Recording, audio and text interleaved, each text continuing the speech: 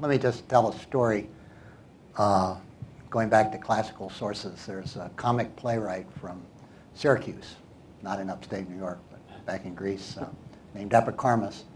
And there's a fragment of a play of his that survived from the 5th century BC. And in that fragment, a lender meets a debtor by accident at the market and says, okay, time's up, pay me back. And the debtor says, well, do you believe that an object, a pile of pebbles from which one pebble has been removed, is the same pebble, or is the same pile, or a different pile? And he says, well, a different pile. And the debtor says, and do you think that human beings are constantly changing, or do they remain the same? And the guy says, oh, no, human beings are constantly changing. And then the debtor says, well, then I don't owe you anything. Because the person to whom you lent the money was not me.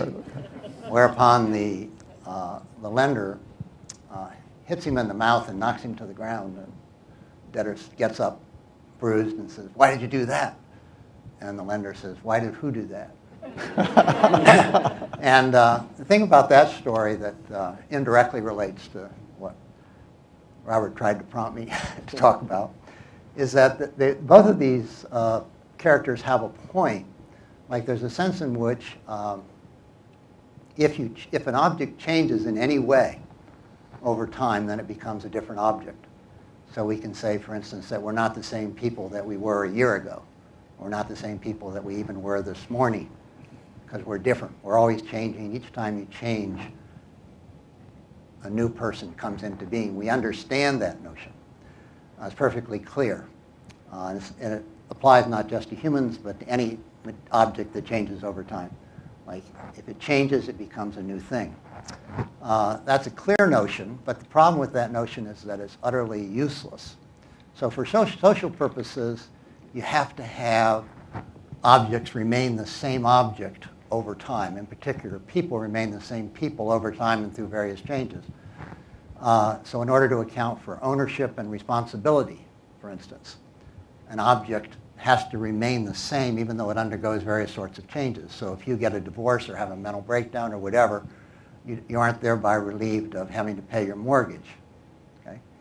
So if it's utility that we're after, like an object remains the same over time through various changes, provided that it's useful to think of those changes as compatible with remaining the same person, then you're going to get relativistic notions of the self, because there's lots of different purposes for which a notion of the self could be useful. And you can have a plurality of different notions of the self. There may be no truth of the matter to the question whether we're the same people that we were several years ago, or yesterday, or this morning. We're accustomed to thinking of ourselves as remaining the same in some core way over time and through various changes, but that may just be a kind of practical artifice. Like, it may not be any truth of the matter about whether we are, or about whether certain kinds of changes are better thought of as the cessation of one person and the beginning of a new person. So an example, this comes up in the patristic period when church fathers were discussing the resurrection. So critics said resurrection of the body. So an old body dies.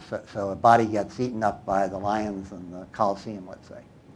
And then on the Day of Judgment, which I understand is May 21st, 2011. I found that out today. On the Day of Judgment, the body's reassembled. Okay, but is it the same body or a new body, a replica of the original? Right? Is there an answer? Is there a true answer to that question, or just more or less useful ways of thinking about it for different purposes? See, I would say the latter. And I would, it's a long story and I'll make it very short. I think the point needs to be generalized. There are more or less useful ways of thinking about whether or not an object remains the same object through various kinds of changes. And it's a social, cultural thing that probably has its own dynamism over time.